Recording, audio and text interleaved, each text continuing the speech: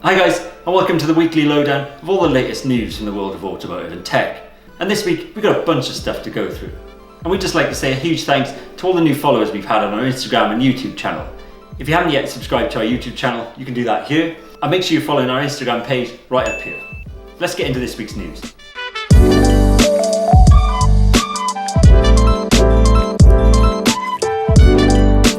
And the first thing we want to talk about is a brand new Lotus. It's a brand that's steeped in motorsport history, with some of the world's most famous names getting behind the wheel at some point. Graham Hill, Ayrton Senna, Mario Andretti have all got behind the wheel of an iteration of a Lotus in their careers, and their huge success in motorsport often leads to the brand making some seriously impressive road cars.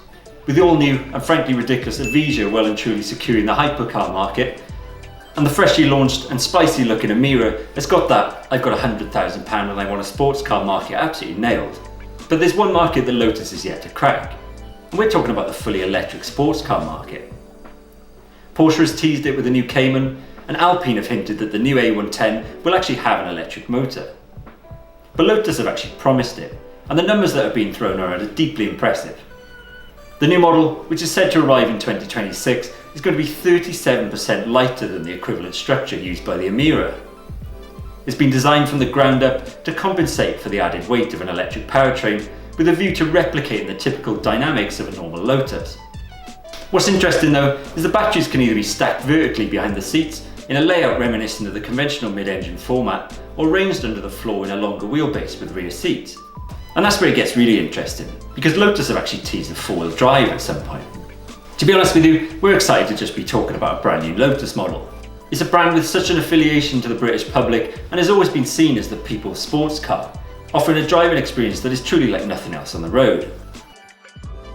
Next, we head to Microsoft and the long-awaited release of the Windows 11 operating system. It's almost expected by now that a new operating system gets a bit of, shall we say, criticism, but it seems the latest offering seems to have missed the mark in quite a big way. It was released last week, and users of Windows 10 were given the option to upgrade to number 11 completely free of charge. But many users and media outlets have actually warned it might be worth waiting a few months until you actually change. But we're not just looking at this one as an individual user, as whenever a new operating system is launched, businesses can sometimes lose precious time and money while their staff get used to the new operating system. And it can be something as simple as new layouts or programs, but it can cause confusion. Our advice would be to slowly test out Windows 11 on a few employees to identify any potential issues and then sort them from there before rolling it out to the entire workforce. This is a much more sensible approach than sending everyone out on Windows 11 and then finding out you've got a load of problems with it. Let us know in the comments, are you looking to move to Windows 11 or are you going to stick with that trusty number 10? And finally, we head to a country that's leading the way in the electric revolution. Norway just hit a record to slowly phase out cars that use fossil fuels. More than 9 in 10 new cars sold there in September were either electric or rechargeable hybrids, according to the Norwegian Information Council for Road Traffic. Of all new passenger cars sold in 2021 so far, less than 5% are petrol powered, and a slightly smaller percentage of that are diesel. Norway's government had already mandated a 2025 cut-off for internal combustion cars, but it seems that buyers will actually beat that target. And there have been reports that the last new petrol-powered car ever sold in Norway is predicted to be around April 2022. That's crazy when you think about it. And this one really caught our attention, as it really shows how powerful word of mouth actually is. People in Norway don't buy EVs because they have to, because they can clearly see the benefits to them. The reduction in ownership costs for a start, but also the huge benefit they have in the environment.